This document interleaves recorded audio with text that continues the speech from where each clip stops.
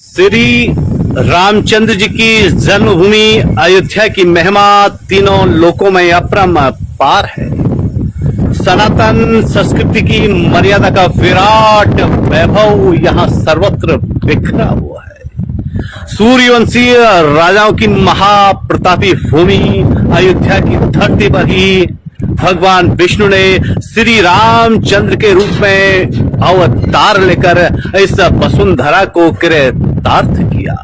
सरयू के तट पर स्थित इस नगरी को ईश्वर की नगरी भी कहा जाता है। सप्तपुरियों में एक अयोध्या का वर्णन पुराणों में बड़े ही सुंदर शब्दों में मिलता है। पुराणों ने इसे मोक्षदायिनी नगरी भी कहा है। शातपुरी है, काशी, अयोध्या, मथुरा, हरिद्वार, कांचीपुरम, अवंतिका, उज्जैन और द्वारिका, ये सप्तपुरियां यानी 7 ऐसे नगर कहे गए हैं जो मोक्ष को प्रदान करने वाले हैं। इन्हीं में अयोध्या एक है।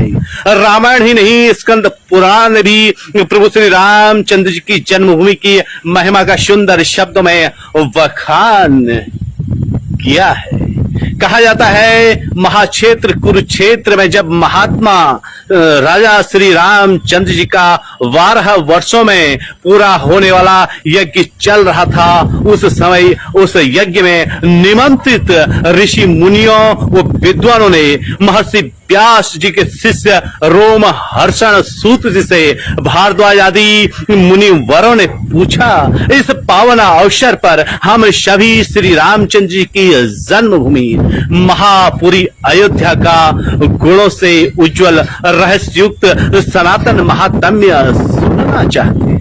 विष्णुपुरी अयोध्या कैसी है, उसमें कैसे स्थान हैं और कौन कौन से तीर्थ हैं और उनके सेवन से कैसा फल प्राप्त होता है। सूत जी बोले, तपोधनो, मैं भगवान व्यास को प्रणाम करके आपके आगे महापुरी अयोध्या के रहस्य युक्त महात्म्य का यथावत वर्णन करता हूँ। अलसी के फूल की भांति जिनकी श्याम कांति है तथा जिन्होंने रावण का विनाश किया है, उन कमल के नेत्रों के समान वाले अविनाशी परमात्मा श्री रामचंद्र जी को मैं नमस्कार करता हूँ। अयोध्यापुरी परम पवित्र है।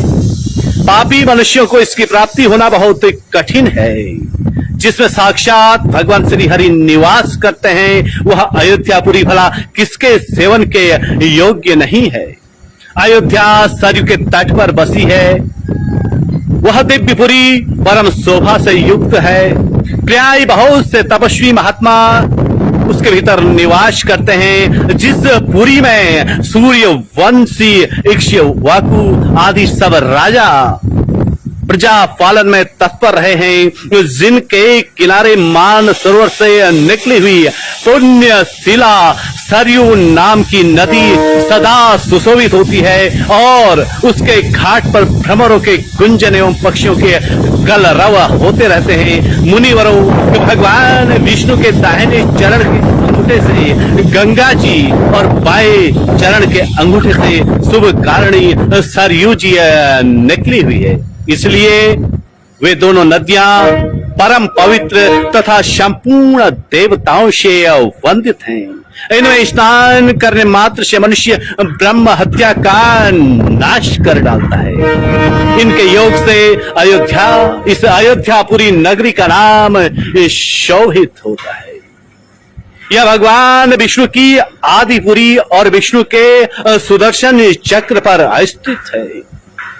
अयोध्या क्षेत्र की परिधि में ब्रह्म कुंड, ऋण मोचन, पाप मोचन, चक्र तीर्थ, सहस्त्र धारा, स्वर्ग द्वार, चंद्रहरि तीर्थ, सीता कुंड, गुप्त हरि, चक्र हरि, संभेद तीर्थ, धर्म हरि, स्वर्ण खानी, कोटि सत तीर्थ सहित अनेकों तीर्थ हैं जिनका अलग अलग महात्म्य है। कुल मिलाकर के अयोध्या की पावन धरती इस धरती के चारों ओर बिखरा हुआ मंदिरों का पार समूह सदा ही श्री राम भक्तों को अपनी ओर बरबसी आकर्षित करता रहा है और भक्तजन इस नगरी में पहुंचकर स्वयं को कृतार्थ महसूस करते हैं। अयोध्या की पावन भूमि का महत्व सदियों से बड़ा ही रमणीक है, बड़ा ही विराट है, बड़ा ही अतुलनीय है।